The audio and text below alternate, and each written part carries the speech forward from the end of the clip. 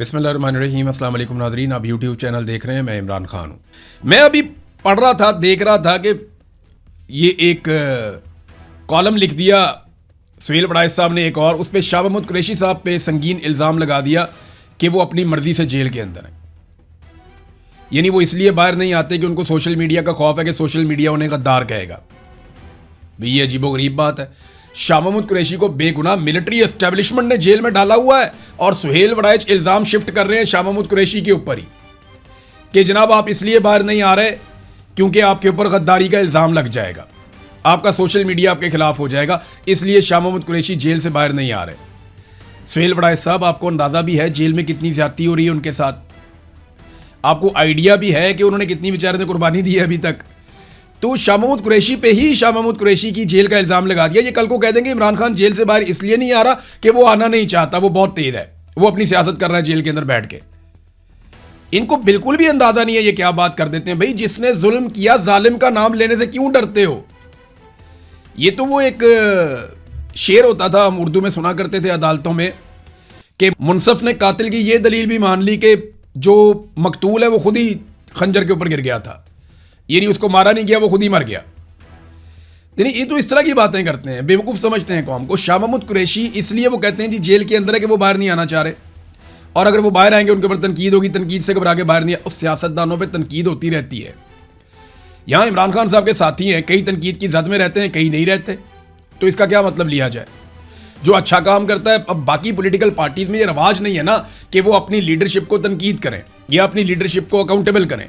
या पाकिस्तान तहरीक इंसाफ ने एक नया रवाज डाल दिया सोशल मीडिया में, यहाँ बहुत लोगों को शऊर है, वो खुलकर बात करते हैं, साफ बात करते हैं, ये ठीक काम कर रहा है, ये गलत काम कर रहा है। तो वो एक ही आदमी के सही काम को सही और गलत काम को गलत भी कहते हैं। ये भी बात आप अपने ज़हन में रखें। तो बड़ी चालाकी और होशियारी के साथ जो जुर्म पाकिस्तान की मिलिट्री एस्टेब्लिशमेंट ने किया, शाह महमूद कुरैशी को गैर कानूनी, गैर आईनी तौर पे, गैर इखलाकी तौर पे जेल में रखने का, वो सारा मलबा उठा के शाह महमूद कुरैशी पे ही डाल दिया। हद नहीं होगी? भाई कॉलम लिखो महारंग बलोच के साथ ज्यादती क्यों हुई, उसके बारे में बोलो, बताओ कि वो एक निहत्ती लड़की है बेचारी, आज उसको उम्र कैद की सजा सुना दी। ये खबर भी आप सुन लें। महारंग बलोच को उम्र कैद की सजा सुना दी गई।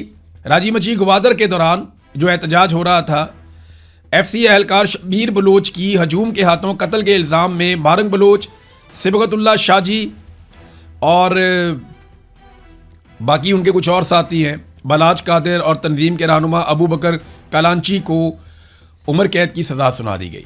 अब ये कितनी अफसोसनाक बात है। इस पर मैं समीदीन बलोच का एक स्टेटमेंट पढ़ के आपको सुना देता हूँ। जिस दिन हमारे साथियों के मुकदमात को फेसलेस ट्रायल में मुंतकिल किया गया, प्रोसिक्यूटर की जानिब से जजेस पर ट्रायल को तेज़ करने और सज़ा सुनाने के लिए मुसलसल जोर दिया गया। अदालत के रवैये से जाहिर होने वाली बेचैनी सामने आई। इसी दिन हमें अंदाज़ा हो गया था कि इंसाफ नहीं होगा, बल्कि पहले से तयशुदा सज़ाएं हमारा इंतज़ार कर रही हैं। लेकिन बलोच कौम ये हकीकत कभी फरामोश नहीं करेगी कि पुरअमन सियासी आवाज़ों को खामोश कराने के लिए सिर्फ पुलिस, कानून नाफिज करने वाले इदारे, हुकूमत और खुफिया एजेंसियाँ ही मुतहर्रिक नहीं हुई, बल्कि इंसाफ के ऐवान भी इस पर अमल दरामद करने में शरीक हो गए। वही अदलिया जिससे मजलूमों ने उम्मीद बांधी थी कि वो जुल्म के सामने दीवार बनेगी, उसी ने जालिम के हाथ मजबूत किए। वही जजेस जिन पर इंसाफ की जिम्मेदारी आयद थी, उन्होंने इंसाफ का तराजू ताकतवरों के हक में झुका दिया और अपने हक में खड़े होने वाले मजलूमों को उम्र कैद की सज़ाएं सुना दी गई। ये बड़ी सख्त सज़ा है और बड़ी सख्त ज़्यादती है। लेकिन एक बात मैं आपको बता दूं, ये निहत्ती लड़की का खौफ ये बता रहा है कि महारंग बलोच एक दिन बाहर आएगी। ये आप याद रखिएगा। इस गलती का एहसास करना पड़ेगा पाकिस्तान की मिलिट्री एस्टेब्लिशमेंट को। इन पॉलिसी से ना मुल्क चलते हैं ना आगे बढ़ते हैं। एक दिन महारंग बलोच बाहर आएगी और वो आप सबको शर्मिंदा करेगी और पूरा निज़ाम उससे आंखें नहीं मिला पा रहा होगा।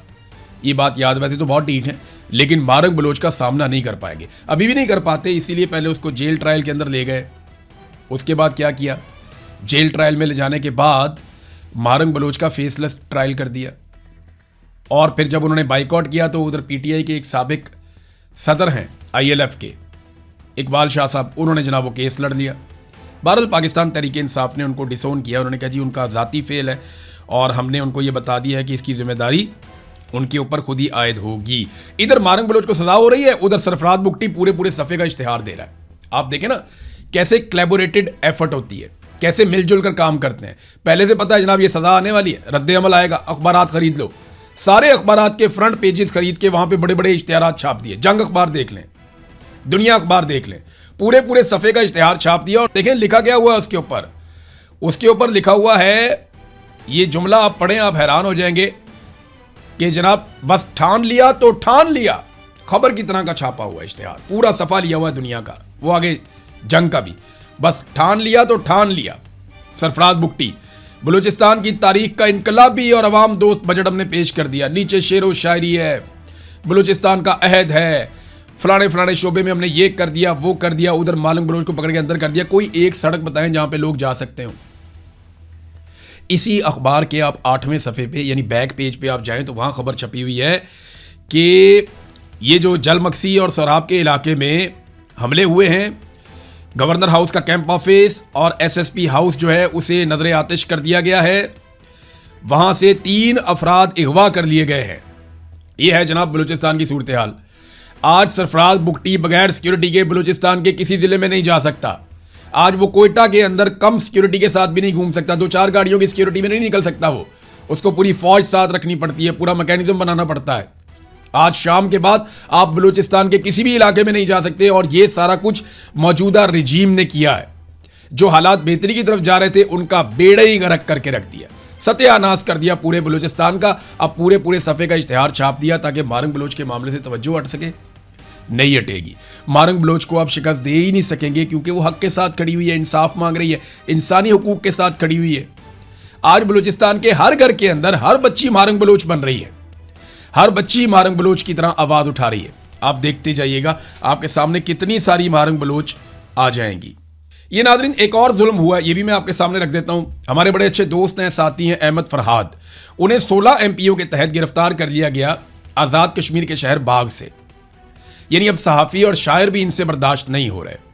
इनका जुर्म क्या है? पहले भी इन्हें 2 हफ्ते तक जबरी तौर पर लापता रखा गया, इन पर टॉर्चर किया गया, इनको ज़बरदस्ती अजियत दी गई। उसके बाद इनकी अहलिया के ऊपर मुकदमा बना दिया गया। एक के बाद एक मुसीबत, नौकरी करने नहीं देते, हर लिहाज से परेशान करते हैं, माली एतबार से परेशान किया, बार बार गिरफ्तार किया, फैमिली के ऊपर मुकदमात बना दिए। और कितना अपने एक आदमी को मारना है, कितना अपने एक आदमी के ऊपर जुल्म करना है? क्या बनाना चाहते हैं आप उसे? करना क्या चाहते हैं आप उसके साथ? हर आज़ाद दिमाग को आप कैद करना चाहते हैं? क्या हर उठती हुई आवाज को आप दबाना चाहते हैं? ये सारा कुछ वापस आएगा, याद रखिएगा, और सूद समेत वापस आएगा।